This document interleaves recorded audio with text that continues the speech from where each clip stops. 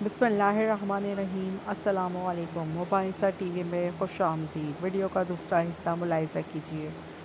Free Mason ایک بین الاقوامی یہودی تنظیم ہے جس کا مقصد دنیا میں دجال اور دجالی ریاست کی راہ ہموار کرنا ہے۔ اس میں 20 برس سے بڑی عمر کے لوگ ممبر بنائے جاتے ہیں۔ بظاہر تو یہ سوشل رابطوں اور فلاحی کاموں، اسپتالوں، خیراتی اداروں، فلاحی اداروں اور یتیموں کی تعلیمی اداروں کی ایک تنظیم ہے۔ امریکہ میں اس کے ممبروں کی تعداد 80 لاکھ سے زیادہ ہے۔ بظاہر یہ ایک خفیہ سلسلہ قوت ہے۔ خیرات کرنا اس کے ارکان کے فرائض میں شامل ہے۔ تنظیم کے پاس لاکھوں نہیں کھربوں ڈالر کے فنڈز ہیں۔ ان کے پیروکار دنیا کے تمام ممالک میں موجود ہیں۔ آپ اس سے اندازہ کر سکتے ہیں کہ امریکہ کے سابق صدر جارج واشنگٹن اور گوئٹے اس کے سربراہان میں شامل رہے ہیں۔ یہ تنظیم سن 1771 میں برطانیہ میں قائم ہوئی تھی۔ برطانیہ کا حکمران خود اس کا سربراہ رہا ہے۔ اس کا ہیڈ آفس اب بھی برطانیہ ہی میں ہے۔ ان خیراتی اور فلاحی اداروں کی آڑ میں اصل کام مسلم دشمنی ہے اور مسلمانوں کو زیادہ سے زیادہ نقصان پہنچانا اس کے اولین مقاصد میں سے ہے۔ امریکی خفیہ ادارے CIA میں یہودی خصوصاً فری میسن ارکان کی اکثریت ہے اور امریکی افواج کے ان دستوں میں جو بیرون امریکہ یعنی عراق، بوسنیا، چیچنیا اور افغانستان میں بیچے جا رہے ہیں، کثرت سے کٹر یہودی شامل ہیں تاکہ وہ اپنی مذہبی انتقام کے تحت زیادہ سے زیادہ اجر و ثواب کے لیے مسلمانوں کے ساتھ دہشت گردی کی انتہا کر سکیں۔ آپ اور ہم دیکھ سکتے ہیں کہ وہ ایسا ہی کر رہے ہیں۔ اسرائیل یہود کا اگلا پلان۔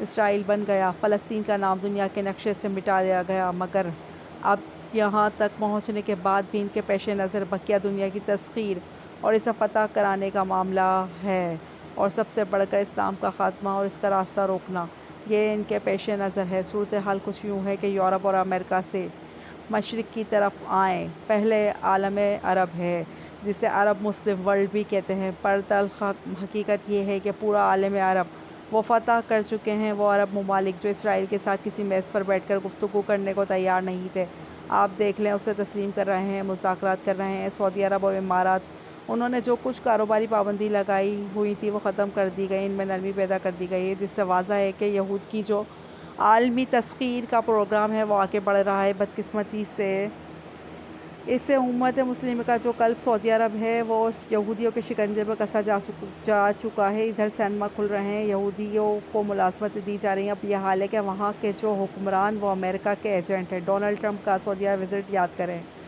یہ جو اقبال نے کہا ہے کہ دنیا کو ہے پھر مارکہ روح و بدن پیش، تہذیب نے پھر اپنے درندوں کو ابھارا، اللہ کو پامردی، مومن پہ بھروسہ، ابلیس کو یورپ کی مشینوں کا سہارا، تقدیر امم کیا ہے کوئی انہیں کہہ نہیں سکتا، مومن کی فراست ہو تو کافی ہے اشارہ۔ حالات بتا رہے ہیں کہ دوبارہ ایک بہت بڑے پیمانے پر حق و باطل کا گھمسان کا رنگ پڑنے والا ہے۔ تاریخ انسانی کی عظیم ترین جنگ جو ابھی آنے والی ہے، اس کے اشارے ملنا شروع ہو گئے ہیں۔ آسان الفاظ میں پہلے ورلڈ آرڈر کو سمجھیں اور جو قوتیں ایک دوسرے کے مقابل آ رہی ہیں وہ کون سی ہیں ان کو جانیں۔ نیو ورلڈ آرڈر کہنے کو امریکہ کے زیر قیادت ہے، لیکن حقیقت میں امریکہ خود یہودیوں کے پنجے میں کسا ہوا یہ وہی ابلیسی طاقت الومناتی ہے جو آگے بڑھ رہی ہے۔ عالم عرب کو مکمل فتح کرنے کے بعد ان کا اگلا ٹارگٹ ہے عرب مسلم ورلڈ، جس میں ایران اور اس کے شمال مشرق میں ترکستان آتا ہے، روس اور چائنا مشرق میں، اور پھر افغانستان ہے، پاکستان ایک بہت بڑا سالڈ بلاک ہے۔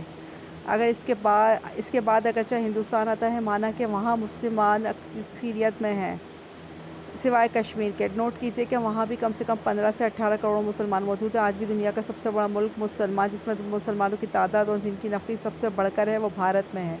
اس کے بعد پھر انڈونیشیا، ملائیشیا اور پھر فارن ایسٹ، یہ سب فتح کر کے گریٹ یہودی حکومت قائم کرنا، یہی ان کا دجالی منصوبہ ہے۔ مگر پہلے ان کو مسجد اقصی کو شہید کر کے ہیکل سلیمانی بنانا ہے، دجال کی راہ ہموار کرنی ہے۔ اور یہ تو روس کو اپنا دشمن سمجھتے تھے، مگر اب انہیں اندازہ ہو رہا ہے کہ چین، چائنا ان کے لیے لوہے کا چنا بن گیا ہے۔ ان کے ایک ہی رہنما نے کہا تھا کہ ہم نے خواہ مخواہ روس کو اپنا دشمن بنا لیا ہے، وہ تو ہمارا بھائی ہے، وائٹ اسکن والا، وہ تو بنیادی طور پر یورپین قوم ہے۔ اسے نہیں بلکہ تمہیں گھبرانا چاہیے، تمہیں خبر لینی چاہیے مشرق بعید کے زرد رنگ لوگوں سے، چائنا، جاپان۔ حضرت ابراہیم علیہ بسم اللہ الرحمن الرحیم۔ تاریخ کے اوراق، چیپٹر نمبر 2۔ یہودی اسرائیلی کون ہیں؟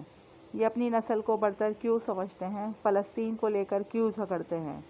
چلے آغاز کرتے ہیں۔ یہودی اہل کتاب شمار کیے جاتے ہیں۔ اور یہ اپنے مذہب کی ابتدا حضرت ابراہیم علیہ السلام سے کرتے ہیں۔ حضرت ابراہیم علیہ السلام کی شخصیت اتنی زیادہ عظیم اور باوقار ہے کہ دنیا کے 3 بڑے مذہب اسلام، عیسائیت اور یہودیت سب ان کو ابو الانبیاء مانتے ہیں۔ بنی اسرائیل حضرت یعقوب علیہ السلام کی اولاد ہیں۔ یاد رہے کہ حضرت یعقوب علیہ السلام کا ایک لقب اسرائیل بھی تھا، اسی نسبت سے یہ بنی اسرائیل کہلاتے ہیں۔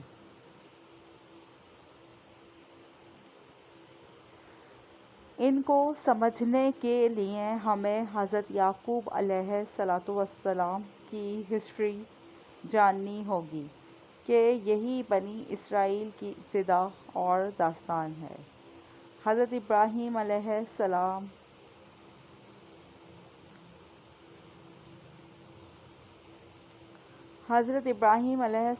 تبلیغ اسلام کی وجہ سے عراق کے بادشاہ نمرود کے ظلم و ستم کا نشانہ بنے اور وقت آیا کہ تنگ ہو کر اپنا آبائی وطن وادی بابل چھوڑنے پر مجبور ہو گئے اور اپنی اہلیہ بی بی سارہ علیہ السلام کو لے کر خاموشی سے فلسطین کی طرف ہجرت کرنے نکل پڑے۔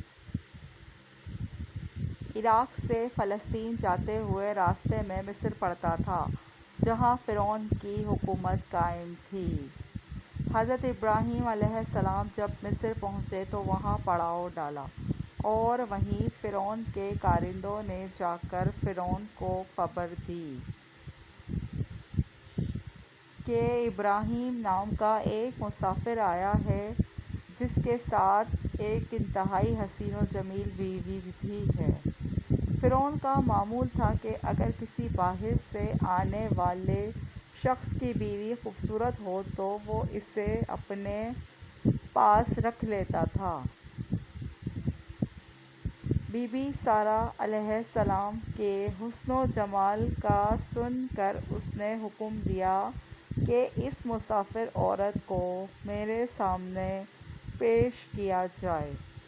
اس کا حکم بجا لانے کے لیے فرعون کے کارندے حضرت ابراہیم علیہ السلام کے پاس پہنچے اور انہیں بڑی کر و فر کے ساتھ فرعون کا پیغام دیا۔ اپنی بیوی سارہ کو بادشاہ کے پاس بھیجو۔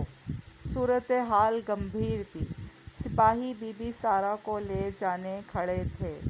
اس وقت حضرت ابراہیم علیہ السلام نے اللہ سے دعا کی کہ اے رب، جس طرح تو نے مجھے نمرود کی آگ سے بحفاظت نکالا، اسی طرح اس بادشاہ کی بری نیت سے میری پاک باز بیوی سارہ کو محفوظ رکھنا۔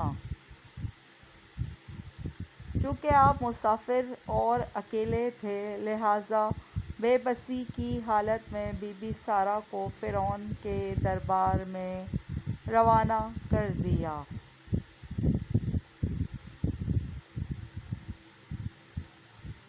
جب پیغمبر خدا کی بیوی فرعون کے سامنے گئیں تو وہ ان کے حسن و جمال کو دیکھ کر دیوانہ ہو گیا اور خراب نیت سے ان کی طرف بڑھنے لگا۔ یہ دیکھ کر بی بی سارہ نے نماز پڑھنی شروع کر دی اور اللہ سے دعا کی کہ اے مالک، میں نے اپنے خاوند کے سوا کسی کو نہیں دیکھا، مجھے فرعون کے غلط ارادے سے محفوظ رکھنا۔